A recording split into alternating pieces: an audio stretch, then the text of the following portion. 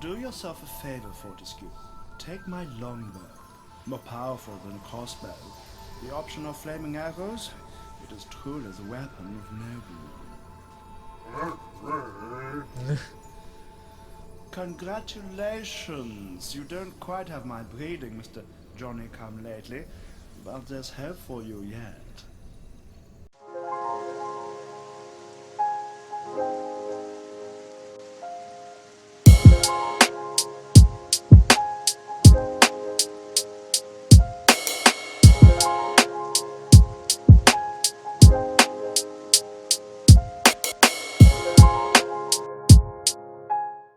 Hello everyone, welcome to 720. We're bringing you part 7 of my playthrough for MediEvil.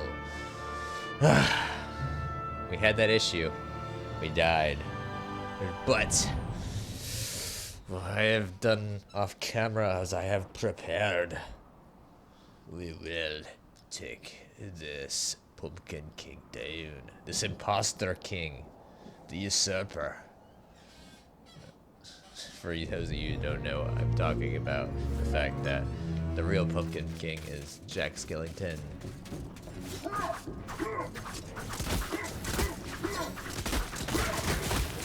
Ooh, I already took a hit. That's not kosher. Get that fun. Slash and pause.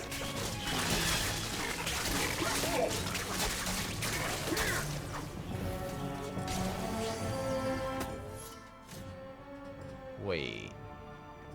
Why do I have the crossbow equipped? And we'll throw this out. Greetings, kind sir. I am the Pumpkin Witch. I'm like a mother to those pumpkins. I give them all the love and care a young fruit could ever ask for. From the moment they first push a shoot above the soil, right up until their heads are cut off and eaten. And look, see how they repay me, running around and causing mischief. That nasty old big pumpkin has a bad influence on the young seedlings. If you teach him a lesson in manners, I might give you a nice present. Thanks. Good thing this isn't a one-time use and that she's not going to shrink me down or do anything. I just gotta go through all these stupid pumpkins and then kill the pumpkin king.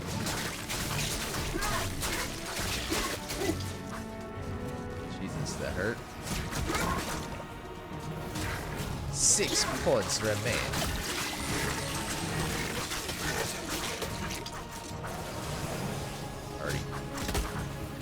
Already eaten 1 vial.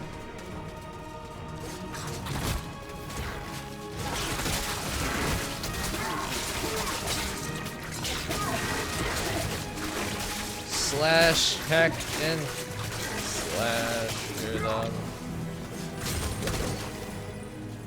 Already eaten almost another vial. Damn, that's pretty nutsos.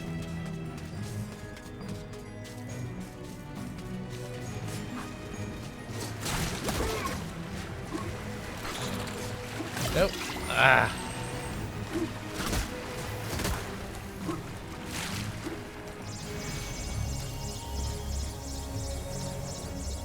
Drink up, Fortescue. You're gonna need it. Very good. And that's all I'm gonna get for this level.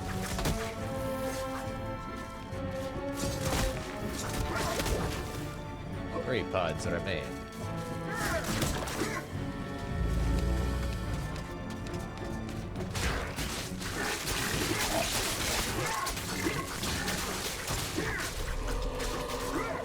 The chalice can now be collected.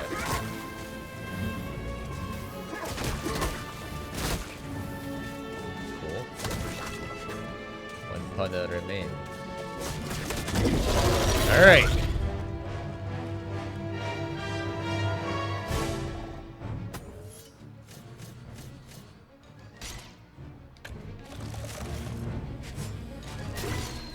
Oh shit, I forgot. Forgot he throws shit.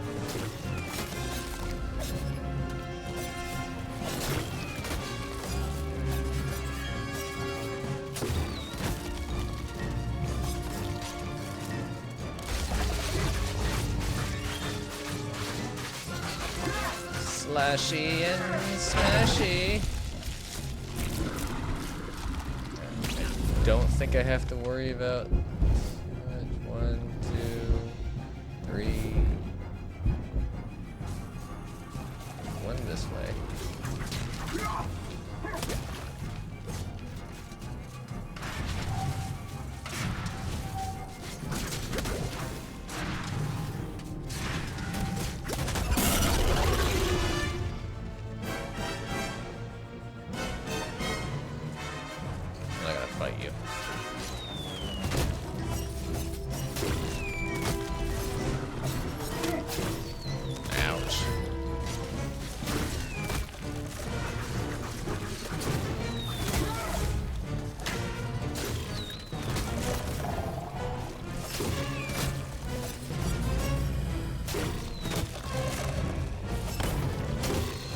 Of course, this is gonna go a lot easier now because of the fact that I know his strategy. I know the stratagems. Now what I do is I clear these guys out. Or maybe I don't.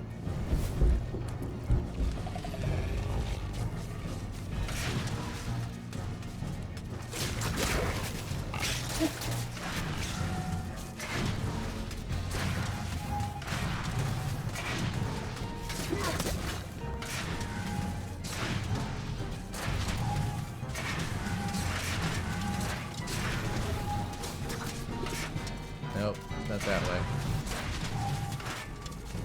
Where was it? Where did I stick the last one? He's healing! Crap, all these. I think it was back this way. That doesn't matter. Oh, they died. Cool.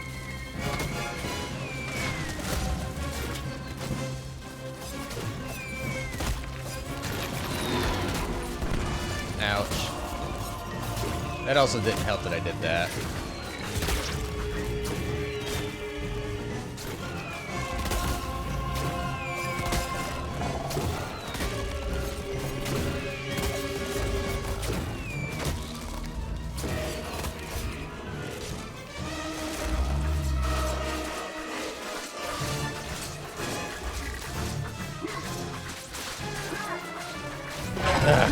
Is he dead now?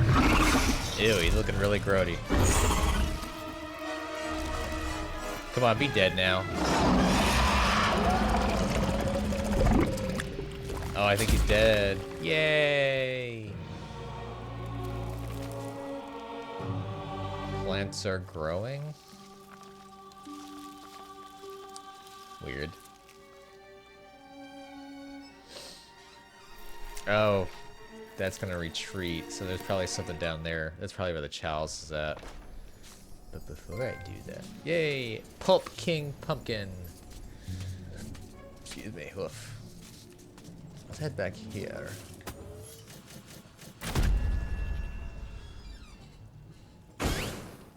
A most edifying spectacle, sir.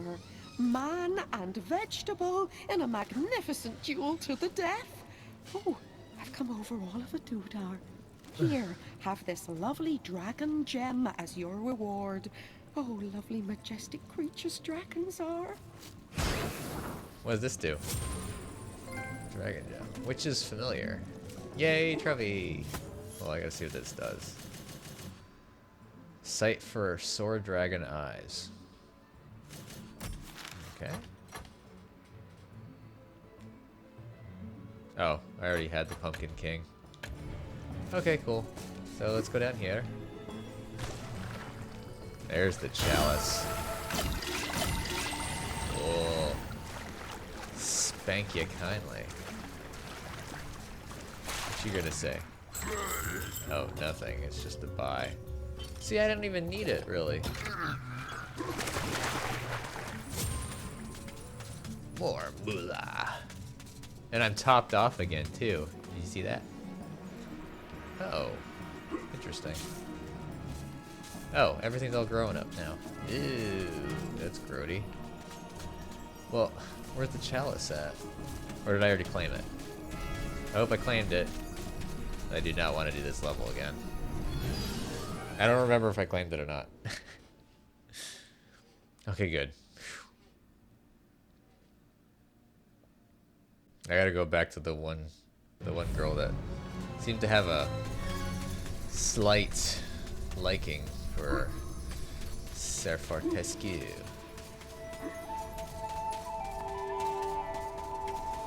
Nope.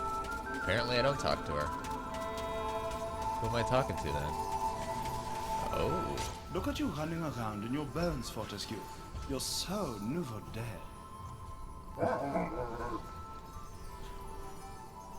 I, Ravenhooves, last prince of the centaurs, have not galloped the earth in over 10,000 years.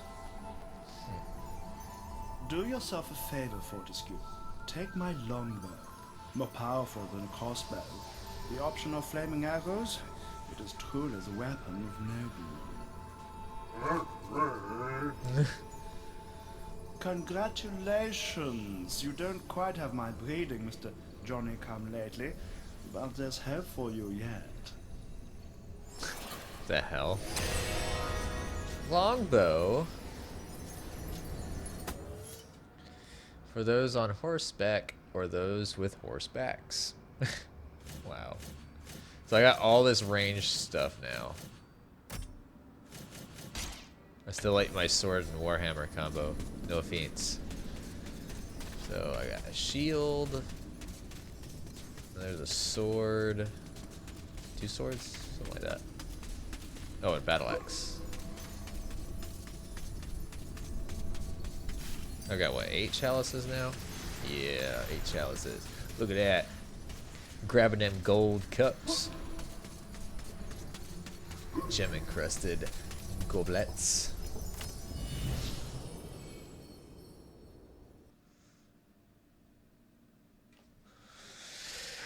Alright, so where do I go to next then? Oh, I think I gotta go to the town, don't I?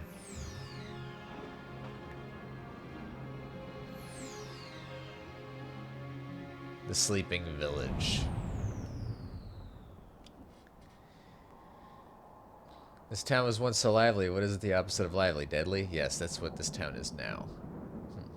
Oh, looks like there's something on top of the, there's like a chaos stone, or chaos rune on top of the fountain.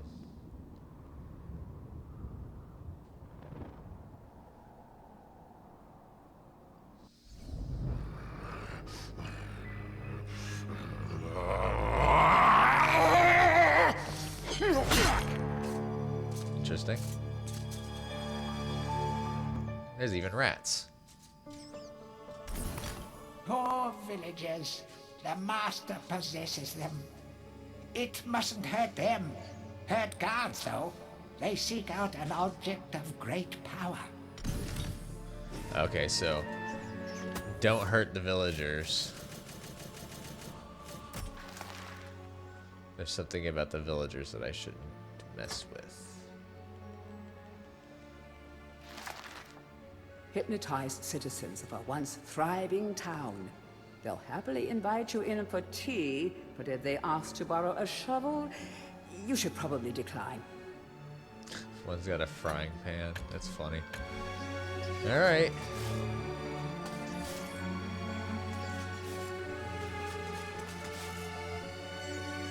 There's one villager.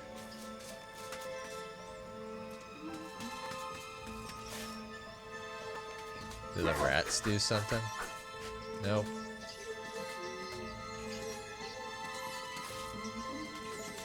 I want to avoid villagers.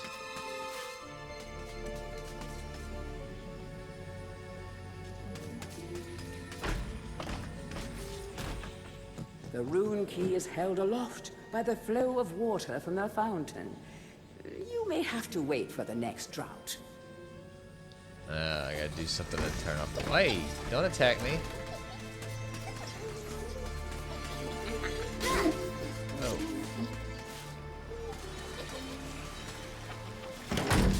What does this do? Ah, yeah, that's what does that. Yay. Okay, good. Ah, stop attacking me. Why do you have to attack me?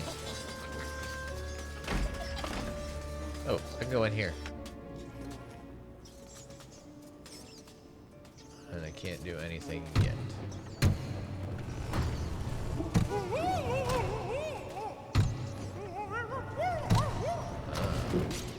Oh, you have to push these. This is like the garbage heap.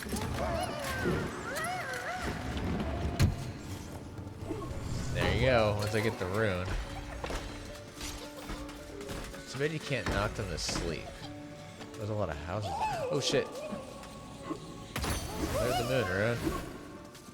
Anything else in here? Ah.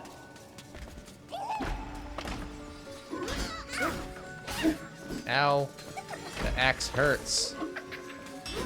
Oh, it even has a garbage bag on the door. On the sign I meant.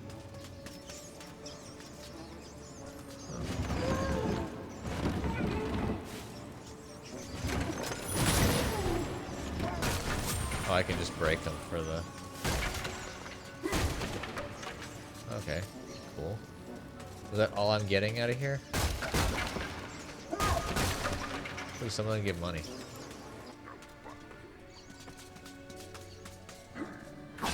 Don't you dare. Ah, crapples! Bust of Mr. Shanks, landlord of the Troll's Head. To clean the statue, lower the pedestal.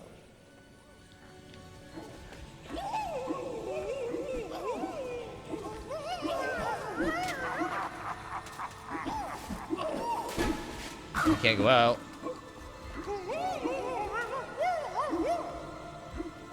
Oh, you can't just cheat at it.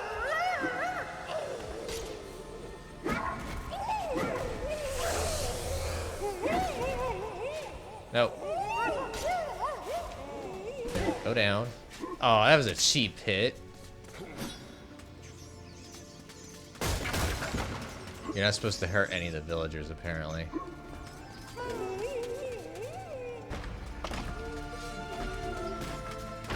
I did notice that it started you off at whatchamacallit. Started you off at 61% for the, your whatchamacallit. The spirits collected. Well, this works.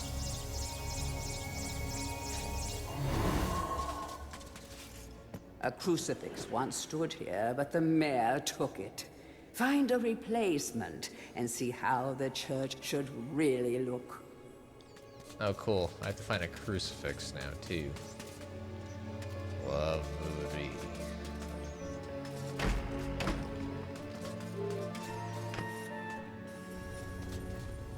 Blacksmith's Monthly. Old man Willie Green of Gallowstown was awarded Smithy of the Season by our readers. His outstanding casts have produced many intricate and hard-wearing iron goods and sculptures. Willie only uses the finest of metals in his work, and is particularly noted for his magnificent busts. Old man Willie was quoted as saying, "Aye, when I get pumping on me bellows, there's no stopping me. It's all in the rhythm, up and down, up and down. I've always been inspired by the stories of Stan your Iron Hewer, the greatest smithy there ever was." Was that a joke? Like, you know, haha kind of joke? In terms of being a little crass? Open up. That was weird. Ah, silver shield.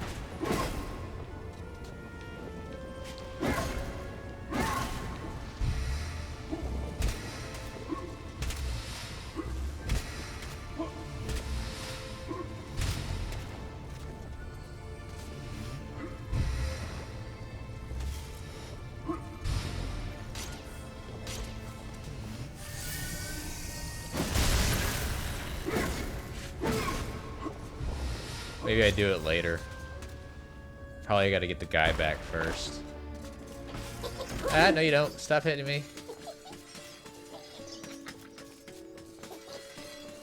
Creepy children.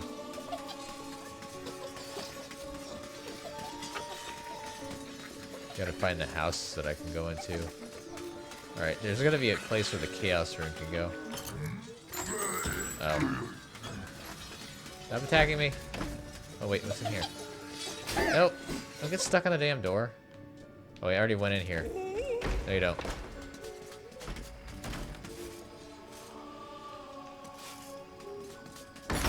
Ah, chaos rune.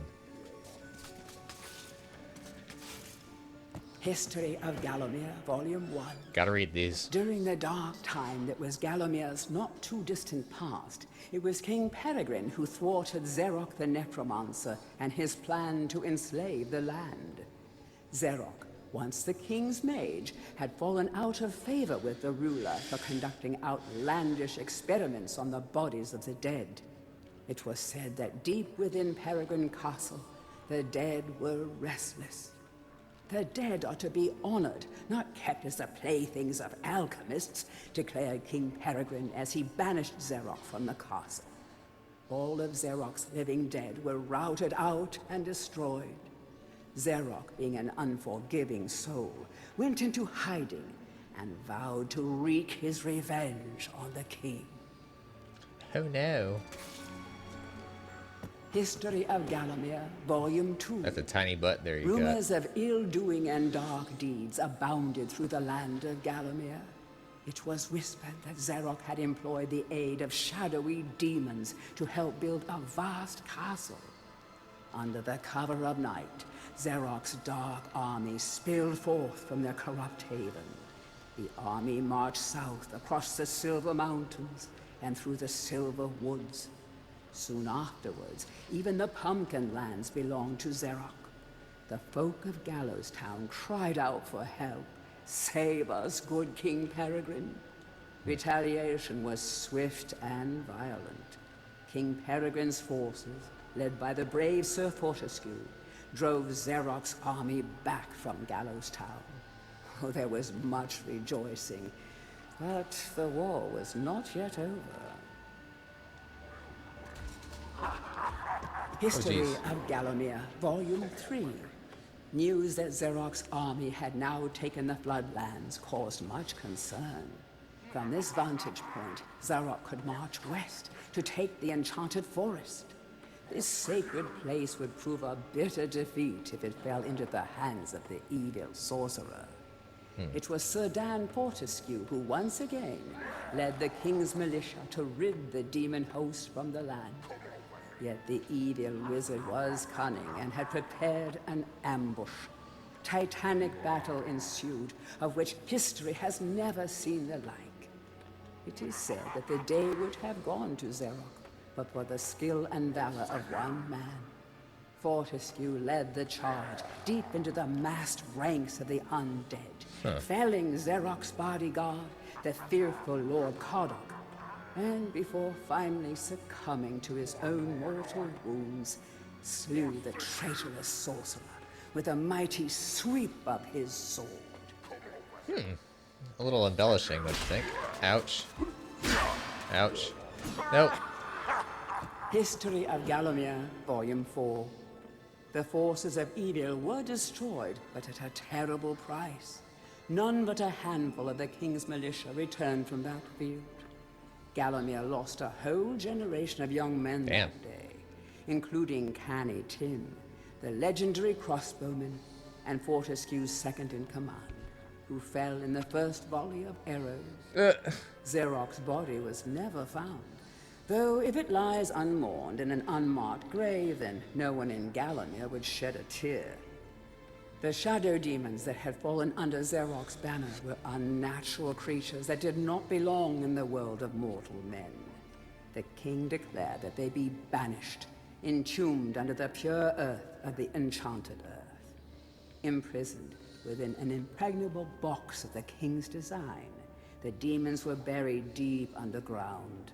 Their tomb was sealed with a magical device that has since come to be known as the Shadow Artifact.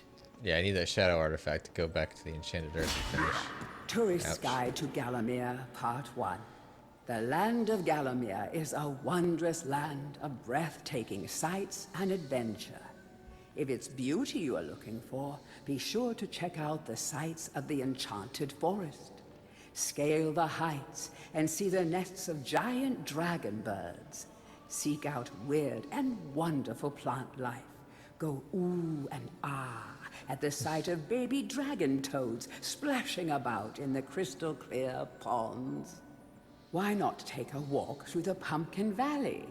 Pumpkin is Gallowmere's favorite dish, and about now the valley is just bulging under the weight of young podlings awaiting harvest. Interesting. Tourist Guide to Gallowmere, Part 2.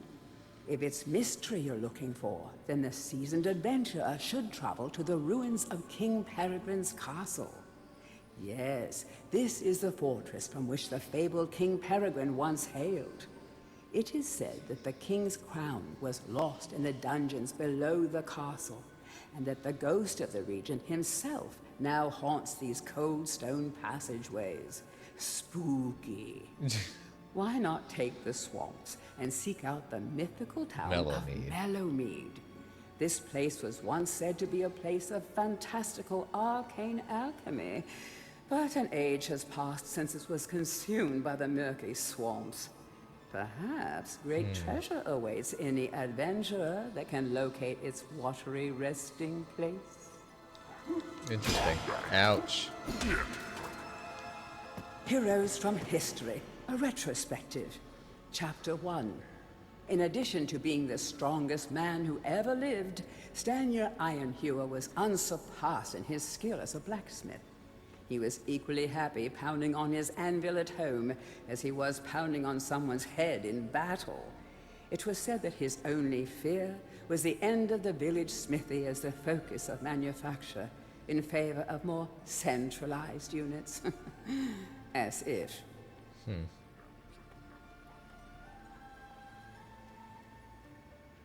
Chapter 2. Born a humble peasant to one of the nomadic tribes from the Chapter Eastland. 2.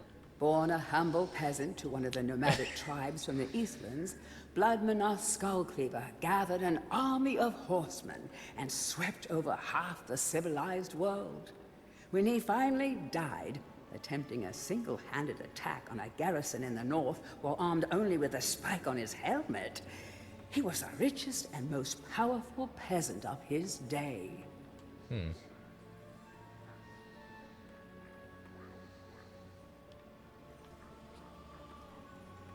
Chapter 3. There we go. Carl Sterngard spent most of his formative years under siege at his family castle. With his impregnable magic shield, Sterngard's motto was, "The best form of attack is defense." Sadly, his shield couldn't protect him against poor eating habits, and he died during a post-battle feast, while swallowing a large sausage he had failed to chew. Oh man, that sounds a little, dicey.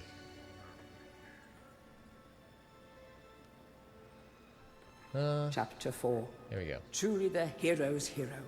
Woden the Mighty was fearless, single-minded, and uncompromising. Unbeaten in combat, he inspired raw fear in friends and enemies alike, not to mention in close family members and pets. Chapter 5. Trained from birth in all forms of combat, Imanzi Shongama was the warrior queen of a tribe of Amazons. The bold and the beautiful Shongama banished all males from her territory, except the handful she kept on to mow the lawns of her people. Interesting. Chapter 6. A full-time mother and homemaker, Megwin Stormbinder had to defend her settlement from barbarian raiders while the menfolk were away on a hunting trip. She fought off repeated attacks, armed only with a pitchfork and a rolling pin, and with one arm holding her baby. Legend has it that the gods, impressed by her indomitable courage, intervened and added thunderbolts to her arsenal. She won the battle with a couple of bolts to spare on her husband when he finally returned. I like that.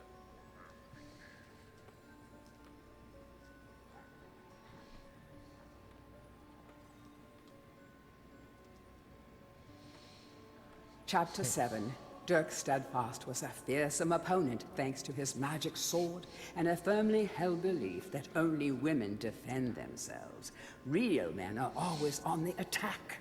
He was a friend and contemporary of Carl Sterngard and was with him even to the end. It was whilst Steadfast was explaining his views on Sterngard's shield during a feast that the latter had his tragic and inexplicable accident.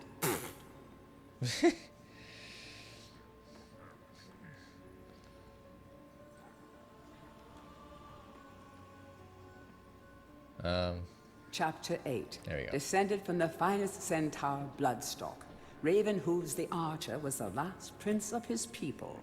A proud and haughty aristocrat, he was an accomplished hunter, sportsman, duelist, playboy, 3 times raconteur, Derby winner. and 3 times Derby winner. What? Oh, man. Oh, there's me. Chapter 9.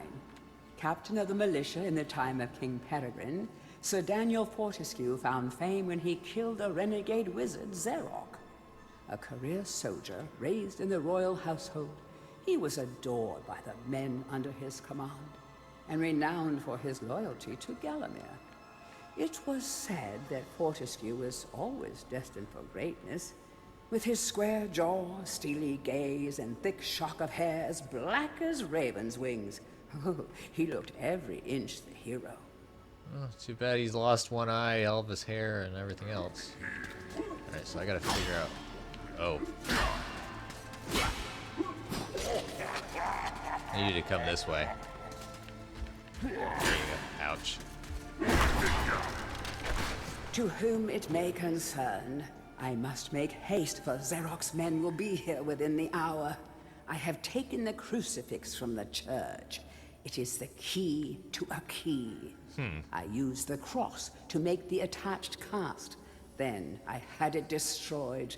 It is my hope that this cast falls into the hands of a just and good hero. Signed, the town mayor. Whereward from Minster say? Norman suffering of found the tome of Bellabone. I'm not gonna even try and read that. Ouch. Found the cast. Oh, I take the cast. Alright. Basically, I gotta take the cast back to where I went to the blacksmith, and I gotta make a new crucifix. I gotta take the crucifix back to the church, and I use that to get to the other key. I don't remember what that key is, but anyways, we're gonna have to do that in the next part. Thank you all for watching. This has been part 7 of my playthrough for MediEvil. If you'd like to go ahead and give me a thumbs up by hitting that like button. Subscribe to my channel if you're not a subscriber. Keep up with the content. Comment down below. Tell me what you think about this game and my gameplay. But no spoilers, please. And I will see you in part 8. Catch you then. Later.